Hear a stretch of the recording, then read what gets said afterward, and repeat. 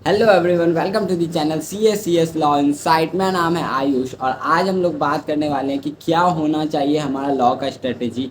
Last 20 days बचे, अब हमें क्या करना है क्या नहीं करना है, कैसे सब्जेक्ट को रिवाइज करना है, आगे क्या नया चैप्टर्स पढ़ना है, तो वो सब कुछ आज हम लोग इस वीडियो में डिस्कस करने वाले हैं। तो चैनल को सब्सक्राइब नहीं किया तो सब्सक्राइब कर लो, वीडियो अच्छा लगे तो लाइक करना और ज़्यादा से ज़्यादा वीडियो को शेयर करना। चलो स्टार्ट करते हैं वीडियो। अभी हमें पहले सब्जेक्ट वाइज में स्ट्रेटेजी बताऊंगा एंड फिर ओवरऑल भी बताऊंगा कि क्या करना है क्या नहीं करना है। तो सबसे पहले लॉ पे आते हैं। सबसे ज़्यादा स्टूडेंट अगर फेल होते हैं तो वो लॉ में ही होते हैं। कुछ रीजंस है वो मैं बताऊंगा कि क्यों होते हैं। पहले ये समझो कि अभी करना क्या है लॉ में। बस 20 दिन बचे हैं तुम्हारे पास, मैं मान के चल रहा हूँ। तो देखो, दो तरह के स्टूडेंट होंगे अभी लॉ में। पहला, जिनका पूरा सिलेबस कंप्लीट हो चुका है, एंड दूसरा स्टूडेंट जिनके सिलेबस अराउंड 50% सिलेबस कंप्लीट हुए हैं। तो देखो, पहले जो कैटेगरी के स्टूडेंट है जिनका सारा कंप्लीट हो चुका है, तो भाई तुमको सिंपली रिवीजन स्टार्ट करना है। और रिवीजन का सीक्वेंस क्या होगा? सबसे पहले तुम्हें सेल ऑफ गुड्स एक्ट उठाना है, कंपनीज एक्ट एंड पार्टनरशिप। इन तीनों को इसी महीने में तुमको कंप्लीट करना होगा रिवीजन इनके। ये तीनों अराउंड 61 मार्क्स के आएंगे।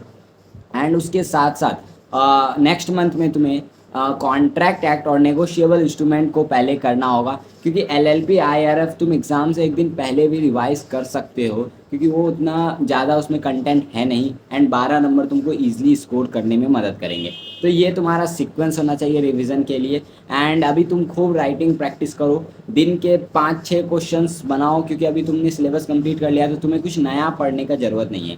ट्राई करो कि डेली 2 से 3 पेज मॉड्यूल रीडिंग मारो, तो इससे तुम्हारा कॉन्सेप्ट और क्लियर हो जाएगा। बस तुम्हें इतना ही करना है एंड टारगेट करो 300 प्लस का। लॉ में 70 प्लस का कम से कम एटलीस्ट टारगेट रखो। अब दूसरे कैटेगरी के स्टूडेंट जो ज़्यादातर ये वीडियो देख रहे होंगे, क्योंकि एज अ स्टूडेंट मैं जानता हूँ कि अभी तक सिलेबस कंप्लीट तो तुम्हारा हुआ नहीं होगा। अभी सिलेबस भाई बहुत बचा हुआ है, 50%। 2-3 चैप्टर उन्होंने किया है एंड 2-3 चैप्टर्स छोड़े हुए हैं। तो अब उन्हें क्या करना है, एनजाइटी हो रहा है कि क्या हम पास करेंगे या नहीं करेंगे। तो देखो, अभी भी तुम पास हो सकते हो, बस कुछ चीज़ों को तुमको फॉलो करना होगा। क्या? सबसे पहले तो अगर तुमने इंडियन कॉन्ट्रैक्ट एक्ट नहीं किया है तो अब उसको करने भी मत जाना, ये गलती बिल्कुल मत करना। एग्ज़ाम में पता है स्टूडेंट फेल क्यों होते हैं? एग्जामिनेशन से पहले ही वो फेल हो जाते हैं। मैं क्या बोल रहा हूँ वो समझो। देखो, स्टूडेंट के माइंड में ये मेंटेलिटी है, ये माइंड में उनके बैठा हुआ ये माइंडसेट है उनका कि भाई स्टेप मार्किंग मिलते हैं, 100 मार्क्स का अटैम्प्ट करूँगा क्वेश्चन, तो मेरे को हर क्वेश्चन में अगर 7 नंबर के हैं तो स्टेप मार्किंग में 3-4-2 नंबर ऐसे मिलके मैं ईजिली 40 प्लस ला सकता हूँ, अगर मैं 100 मार्क्स का क्वेश्चन अटैम्प्ट करूँगा तो देखो, सिंपल सा बात बोलूँगा, आईसीएआई का तुम अभी तक कॉपी नहीं देखे हो। मैंने देखा है आईसीएआई की, मैंने अपनी कॉपी मंगवाई है, आंसर शीट मैंने देखा है। मैं सब कुछ अगर मैंने सही लिखा है तब भी आईसीएआई ना 0.5 या 1 नंबर कट करके ही मार्क्स देता है। वो फुल मार्क्स तक नहीं दे रहा बिल्कुल सही होने पर तुम्हें लॉ में।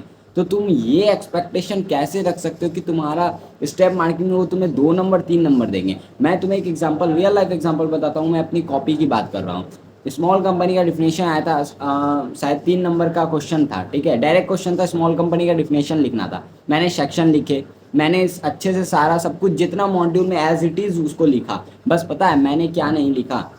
नीचे जो एक्सेप्शन होते हैं ना, कि 3 कंपनी स्मॉल कंपनी नहीं बन सकते, वो मैं लिखना बस भूल गया। एंड मेरे को 1.5 नंबर उन्होंने कट कर लिया उस 3 पॉइंट के। उन्होंने 1.5 नंबर मेरे को दिया आउट ऑफ 3। तो तुम ये देखो कि मैंने सब कुछ सही लिखा। यहाँ पे लोग एक्सपेक्ट करते हैं कि 2.5 नंबर मिलना चाहिए, 2 नंबर।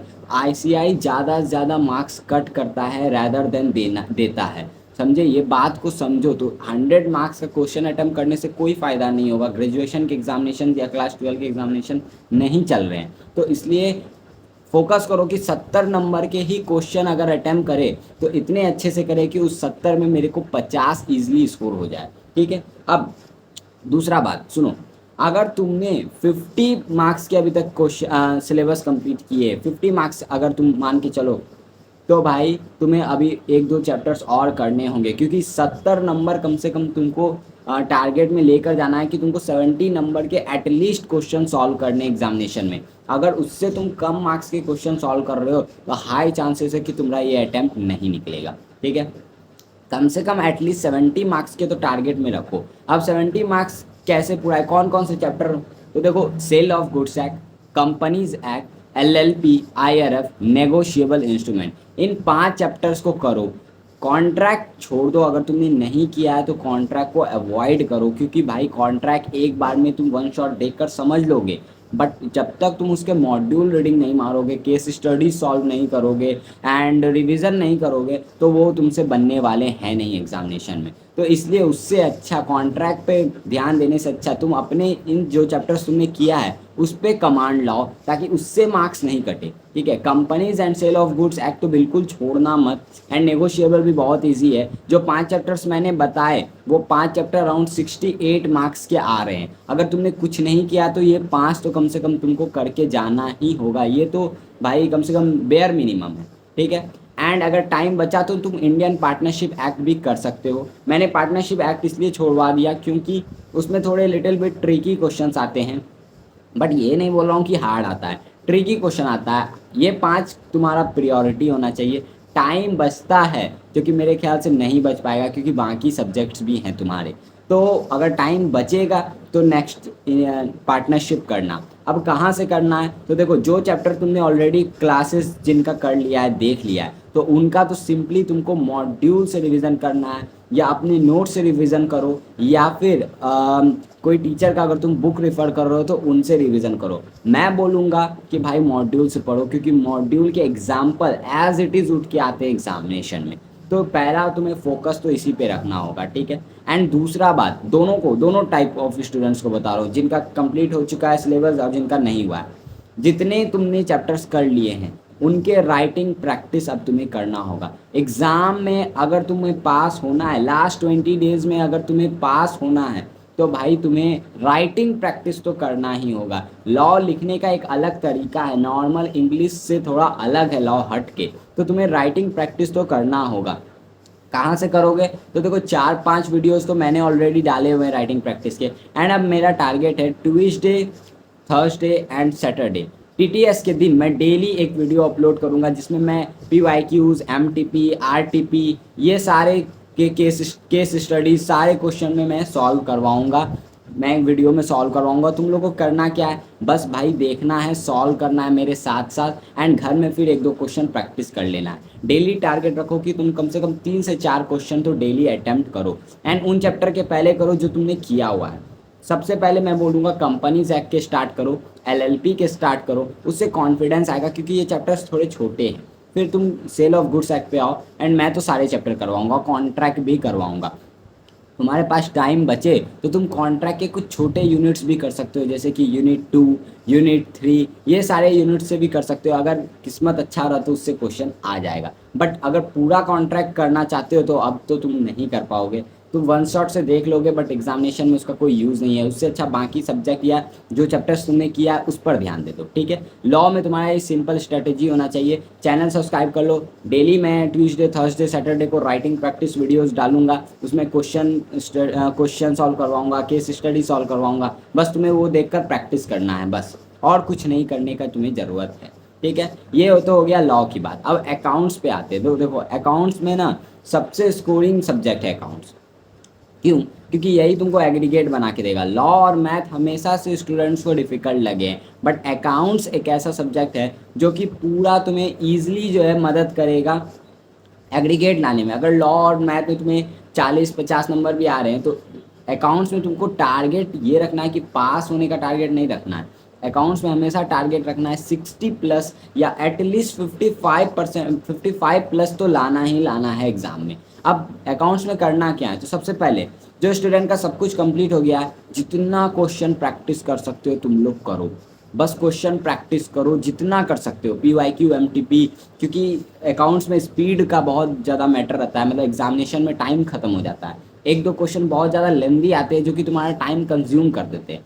तो वो स्ट्रेटेजी वीडियो भी मैं डालूंगा कि अकाउंट्स के पेपर को अटेम्प्ट कैसे करना है। बट अभी क्या करना है, क्वेश्चन प्रैक्टिस करो। मॉड्यूल के तो सारे क्वेश्चन बना लो, क्योंकि मॉड्यूल से ही वो लोग बस डिजिट बदल कर क्वेश्चन दे देते हैं। जो स्टूडेंट का अभी कंप्लीट नहीं हुआ है, तो देखो सिंपल सा बात है, पूरा सिलेबस अकाउंट्स में कंप्लीट करो। अभी तुम्हारे पास इतना टाइम है कि अकाउंट्स तुम कर सकते हो, पूरा सिलेबस कर सकते हो। मेरे प्लेलिस्ट बना हुआ है मेरा चैनल पे ही, इस चैनल के प्लेलिस्ट में जनवरी में मैं करवाया है, मैंने सारे अकाउंट्स के सारे चैप्टर्स करवाया है। बस तुम्हें एक चैप्टर जो नहीं करना है वो है सिंगल एंट्री, क्योंकि ये चैप्टर भाई बहुत ज़्यादा लेंदी है एंड अब तुमसे नहीं हो पाएगा, उसमें प्रैक्टिस रिक्वायर्ड होता है। तो अब सिंगल एंट्री छोड़ देना, बाकी सारे चैप्टर्स करो। मैंने थ्योरी वाले चैप्टर्स भी करवाए हुए हैं, 20 मिनट का राउंड वीडियो होगा, उसमें चैप्टर वन में जितने थ्योरीज है वो सारा मैंने करवा दिया है। तुमको प्लेलिस्ट में मिल जाएगा, मैं नीचे लिंक लगा दूंगा, ठीक है, वहाँ से तुम जाकर कर सकते हो। एंड अब रिवीजन क्वेश्चन प्रैक्टिस किस चैप्टर के करने हैं, तो देखो सबसे पहले तुम्हें किन चैप्टर पे ध्यान देना है वो सुनो।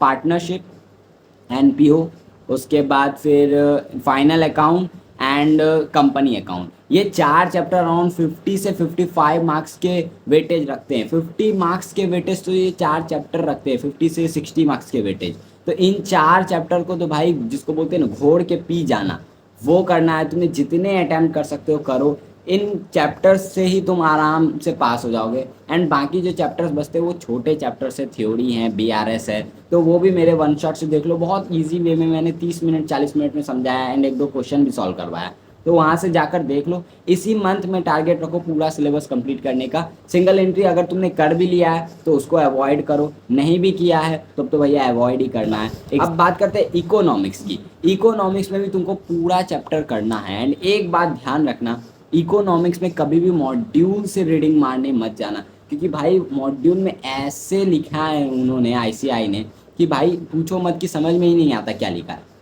हमेशा किसी टीचर के बुक रेफर करो। यूट्यूब पे तुमको बहुत सारे टीचर्स मिल जाएंगे मैराथन करवाते हुए, जो अपनी बुक भी देते हैं तुमको टेलीग्राम पे, उनके बुक से ही रिवीजन करो एंड ट्राई करो अभी भी पूरा चैप्टर करने का, क्योंकि इकोनॉमिक्स और अकाउंट्स ही तुम्हारे स्कोरिंग सब्जेक्ट हैं जो कि तुम्हें एग्रीगेट बनाने में मदद करेंगे। तो अभी पूरा सिलेबस कंप्लीट करो, इस मंथ तक में टारगेट रखो कि पूरा सिलेबस कंप्लीट करना है तुम्हें, ठीक है, इकोनॉमिक्स का। एंड साथ साथ बस क्वेश्चन प्रैक्टिस करो, और इकोनॉमिक्स में कुछ नहीं चाहिए, क्वेश्चन प्रैक्टिस करो। पास्ट ईयर के ही बहुत सारे क्वेश्चन आ जाते हैं ऑब्जेक्टिव में, ठीक है। एंड लास्ट सबसे इंपॉर्टेंट सब्जेक्ट लॉ के बाद मैथमेटिक्स। मैथ में सबसे ज़्यादा फेल होते हैं लॉ के बाद, मैं तो बोलूँगा मैथ में भाई लॉ से भी ज़्यादा फेल होते हैं।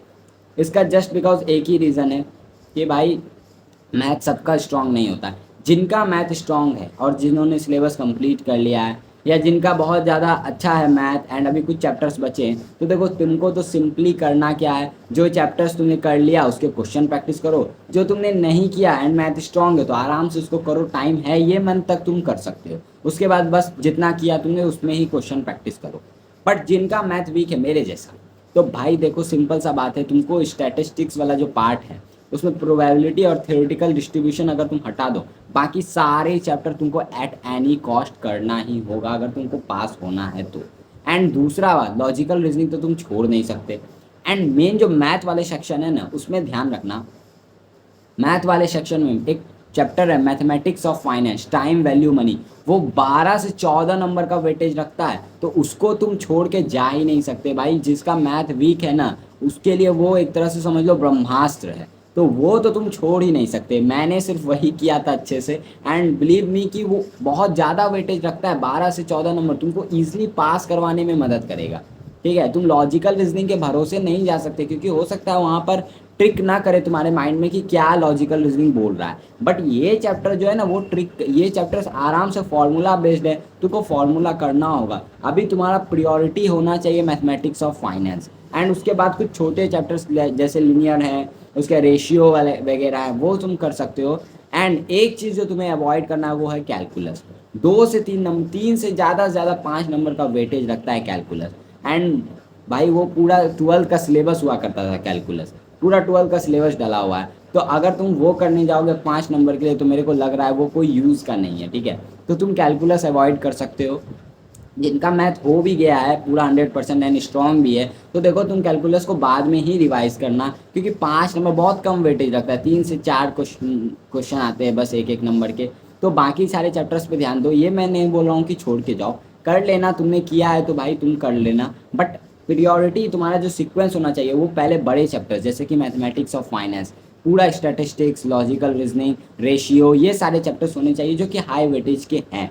ठीक है। एंड एक बात और मैं बोलूँगा, ओवरऑल अभी तुम लोग को कम से कम बेयर मिनिमम 9 घंटे 8 घंटे तो पढ़ना ही होगा। अगर अब भी तुम 3 घंटे 4 घंटे पढ़ रहे हो तो भैया तुम्हारा ये अटैम्प्ट निकलना बहुत मुश्किल है। चाहे तुम कितने भी तुमने सिलेबस कंप्लीट कर लिया है, अगर तुमने नहीं किया तो तुम्हें तो 8 घंटे नहीं भाई, तुम्हें तो 10 से 12 घंटे पढ़ने चाहिए अगर तुमने सिलेबस नहीं किया है तो। अगर जिसने कर लिया वो चलो 8 घंटे पढ़ेगा तो कोई दिक्कत नहीं है, इनफ है। 2 घंटे ईच सब्जेक्ट को। तुम्हें राइटिंग प्रैक्टिस पूरा अच्छे से करना है, अगर नहीं करोगे तो नहीं हो पाएगा। तो बस इतना ही बोलूँगा, अभी भी है टाइम, लास्ट 20 डेज़। इस लास्ट 20 डेज़ में अपने जी जान लगा दो। अगर तुम जी जान लगा दोगे तो भाई आगे तुम्हारे जो 3 महीने हैं वो वेस्ट नहीं होंगे। ठीक है, बस पढ़ते रहो। एंड मैंने वन शॉट सीरीज़ फिर से स्टार्ट कर दिया है। मेरे हाथ में थोड़ी इंजरी हो गई थी तो इसलिए मैंने बीच में रोक दिया था। एंड वी कंटिन्यू, ठीक है, तो अब हम लोग कंटिन्यू कर रहे हैं। तो मिलते हैं कल नेक्स्ट वीडियो में। तब तक के लिए tata bye bye, all the best, बस पढ़ते रहो।